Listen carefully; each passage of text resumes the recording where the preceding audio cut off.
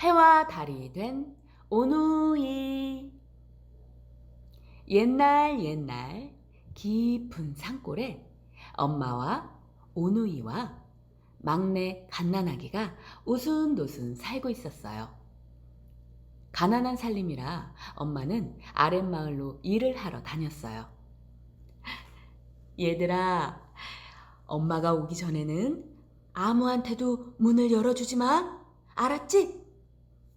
엄마는 단단히 이르고 산길을 내려갔어요. 하루 종일 힘들게 일한 엄마는 그날 일한 값으로 떡을 받았어요. 떡은 두 손으로 원을 만들 수 있을 만큼 많았어요. 이렇게 많은 떡, 얼른 집으로 가서 아이들에게 떡을 줘야지. 막 산 한 고개를 꼴딱 넘을 때였어요. 고소한 떡 냄새가 나네. 떡 하나 주면 안 잡아먹지. 커다란 호랑이가 불쑥 나타나 길을 막았어요. 엄마는 벌벌 떨면서 말랑말랑한 떡 하나를 주었어요. 호랑이는 낼름 받아서 꿀떡 먹어치웠죠. 두 번째 고개를 꼴딱꼴딱 넘을 때였어요. 떡 하나 주면 안 잡아먹지. 엄마는 쫄깃쫄깃한 떡 하나를 또 주었어요. 호랑이는 고개를 넘을 때마다 나타났어요. 엄마는 마지막 떡까지 호랑이에게 모두 주고 말았어요. 마지막 한 고개가 남았는데 떡이 없으니 어쩌지? 엄마는 온몸이 부들부들, 다리가 후들후들 떨렸어요.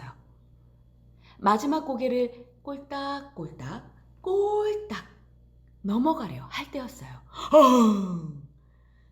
떡 하나 주면 안 잡아먹지. 호랑이야, 이젠 떡이 없구나. 제발 살려주렴. 떡이 없다고? 그럼 너를 잡아먹을 수밖에.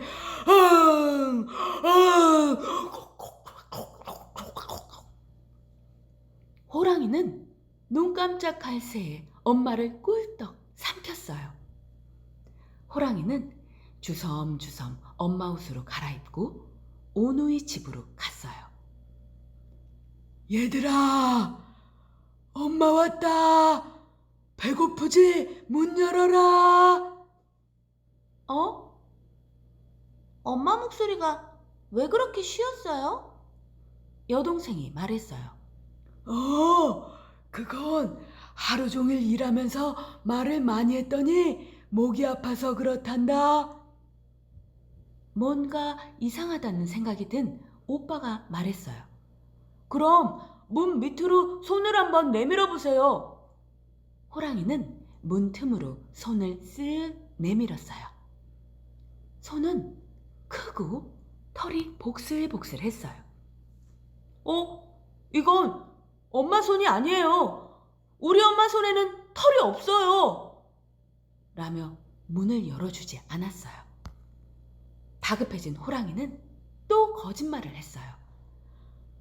하루 종일 갓난아기가 배가 고플 텐데 큰일이구나. 아기 젖 먹이게 얼른 문을 열어주렴. 하고 부탁했어요.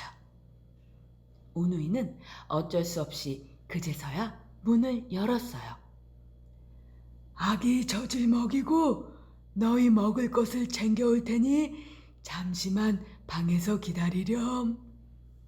집 안에 들어온 호랑이는 오누이에게 이렇게 말하고 바닥에 누워있는 젖먹이를 안고 부엌으로 갔어요. 오누이는 이제나 저제나 엄마가 먹을 것을 언제 차려다 줄까 기다리고 있었어요. 한참을 기다려도 오지 않자 몰래 부엌 문 틈으로 들여다보았어요. 그때 호랑이가 갓난아기를 먹어치우고 있는 것이 아니겠어요? 너무 놀란 오누이는 이제야 집에 들어온 사람이 엄마가 아니라 호랑이임을 알게 된 거예요. 오누이는 도망가기 위해 꾀를 내었어요. 엄마, 똥이 마려워요. 화장실에 다녀올게요. 그냥 마루에 누렴. 안 돼요. 밟으면 미끄러져요. 그럼 그냥 앞마당에 누렴. 안 돼요. 그럼 아빠한테 야단 맞아요. 그래? 그럼 얼른 나갔다 오너라. 겨우 허락을 받은 오누이는 잽싸게 밖으로 나갔어요. 살금살금 뒷마당으로 나온 오누이는 우물 옆에 있는 나무 위로 올라갔어요. 아무리 기다려도 오누이가 돌아오지 않자 호랑이는 오누이를 찾으러 밖으로 나갔어요. 이 녀석들 어디 있지? 우물 안에 숨었나? 이리저리 오누이를 찾아다니던 호랑이는 우물 안을 들여다보았어요. 우물은 옛날 사람들이 물을 떠먹기 위해 깊이 파놓은 물구덩이랍니다. 호랑이가 우물 안을 들여다보니 오누이는 우물 안에 나란히 앉아 있었어요. 오, 우물 안에 숨었구나, 이 녀석들. 요 녀석들을 국자로 건져낼까, 바가지로 건져낼까. 사실 오누이는 우물가에 있는 느티나무 꼭대기에 올라가 있었는데 우물물에 오누이의 모습이 비친 것이었어요. 호랑이는 우물물에 비친 오누이를 잡으려고 바둥거렸어요. 그 모습을 보고 있던 여동생이 까르르 웃었어요. 에이 바보! 우린 나무 위에 있는데. 호랑이가 나무 위를 올려다보았어요. 옳지, 요 녀석들. 그 위에 있었구나. 호랑이는 나무에 올라가려고 안간 힘을 썼어요. 하지만 자꾸 버둥버둥 미끄러졌어요. 얘들아, 거기 어떻게 올라갔니? 참기름을 듬뿍 바르고 쭉쭉 올라왔지. 호랑이는 참기름을 바르고 나무 위로 올라갔어요. 하지만 주르르르 주르르르 미끄러지며 엉덩방아를 찧었어요. 여동생이 깔깔깔 웃으며 놀렸어요. 에이 바보, 우리는 도끼로 쿵쿵 찍으면서 올라왔는데. 호랑이는 옳았구나 하면서 도끼를 가져와 나무를 쿵쿵 찍어 발판을 만들며 올라가기 시작했어요. 꼼짝없이 잡히게 된 오누이는 사시나무 떨듯 바들바들 떨었어요. 오빠는 하늘을 향해 두 손 모아 빌었어요. 저희를 살리시려거든 튼튼한 동아줄을 내려주시고 죽이시려거든 썩은 동아줄을 내려주세요. 여동생도 눈물을 흘리며 같이 빌었어요.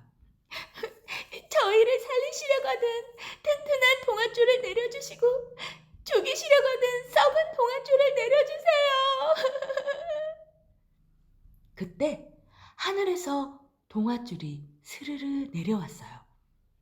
오누이는 동아줄을 잡고 하늘 높이 높이 올라갔어요. 그 모습을 본 호랑이도 덩달아 빌었어요. 저를 살리시려거든 튼튼한 동아줄을 내려주시고 죽이시려거든 썩은 동아줄을 내려주세요. 잠시 뒤 신기하게도 동아줄이 내려왔어요. 호랑이는 재빨리 동아줄에 매달렸어요. 그런데 얼마 못 가 동아줄이 뚝 끊어졌어요. 호랑이 살려! 호랑이가 잡은 것은 썩은 동아줄이었던 거예요. 호랑이는 수수밭에 떨어져 죽고 말았어요. 그때부터 호랑이 피에 물들어 수수밭이 붉어졌다고 해요. 한편 하늘로 올라간 오빠는 해가 되고 여동생은 달이 되어 세상을 비추어 주었죠. 하루는 여동생이 오빠에게 말했어요. 오빠, 밤은 깜깜해서 너무 무서워. 그래? 그럼 오빠가 달이 될게. 너는 해가 되렴. 해가 된 여동생은 낮이라 무섭지는 않았지만 사람들이 자신을 쳐다보는 게 몹시 부끄러웠어요. 그래서 눈이 부시게 햇빛을 비추어서 사람들이 해를 못 쳐다보게 했답니다.